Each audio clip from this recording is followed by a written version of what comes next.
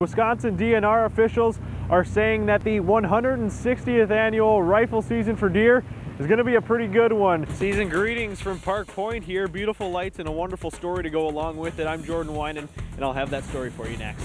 The IPC Nordic Skiing World Cup is only but a month away, and how far does Telemark Lodge need to go before they're complete with all their renovations? I'm Jordan Weinand. I'll tell you next. Now, of course, when you finally get that gym membership, you're going to need the proper attire, which, of course, is a good pair of shoes.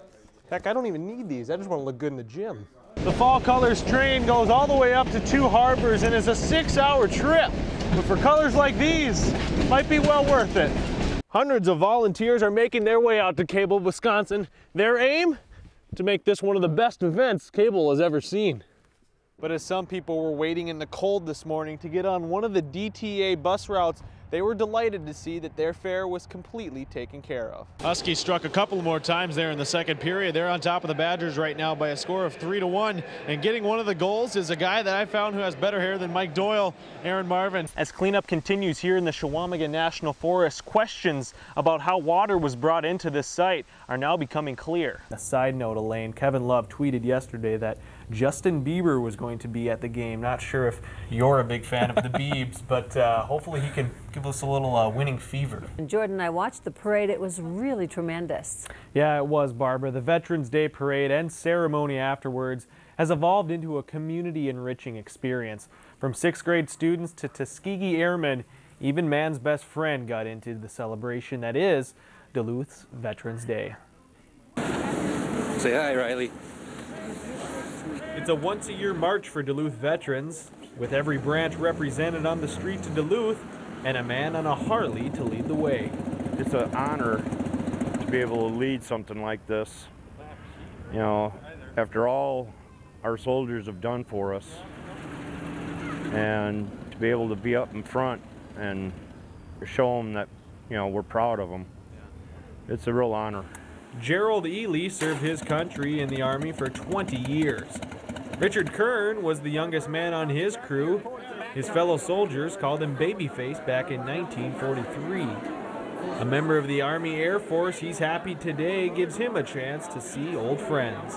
Today is a real wonderful day for me to see a lot of my old friends that I've seen for many years. To the shores of Tripoli. As the troops marched into the deck this afternoon, they were greeted by 6th grade students from area schools. One of the few remaining Tuskegee Airmen, Joseph Gomer, was happy to address the students and stress the importance of strength between the ears. Well, I stress the education point, the fact that the veterans of yesterday and today have made it possible for them to be anything that they want to be. I never thought I'd have a black commander-in-chief at the time. Gomer believes the excitement of today's parade and events shouldn't overshadow the work that is done every day by soldiers. He asks to remember. Every day is Veterans Day. We can't really honor our veterans on a one-day basis. Digging, taping, and cleaning up the huge marijuana cultivation site has been a huge effort.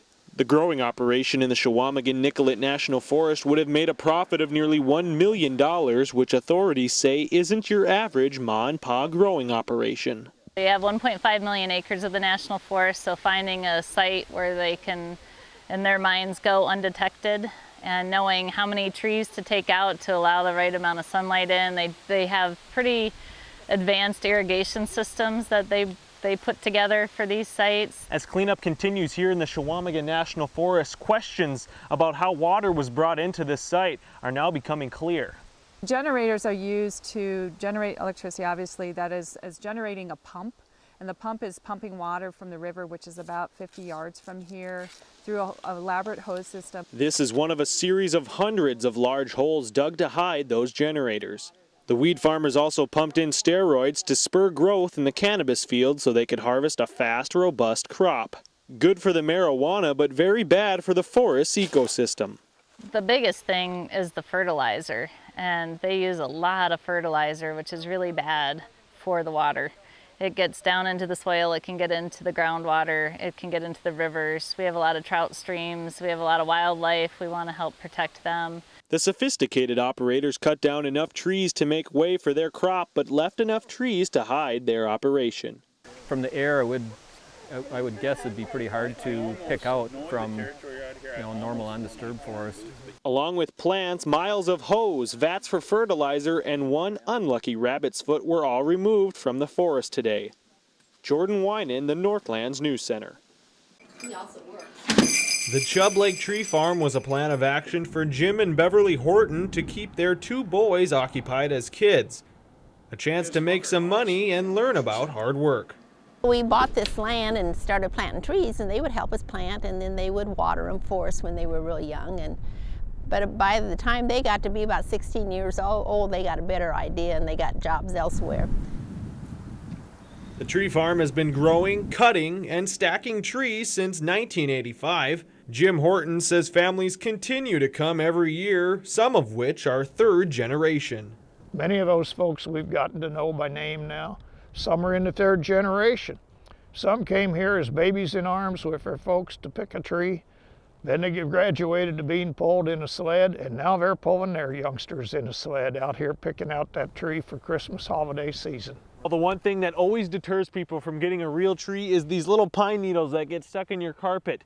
Well, here at the Chubb Lake Tree Farm, they have a perfect tool that'll help you get rid of those pine needles before you take it home. We run their tree through a shaker to dislodge all of those older dead needles so they do not come out in the living room floor.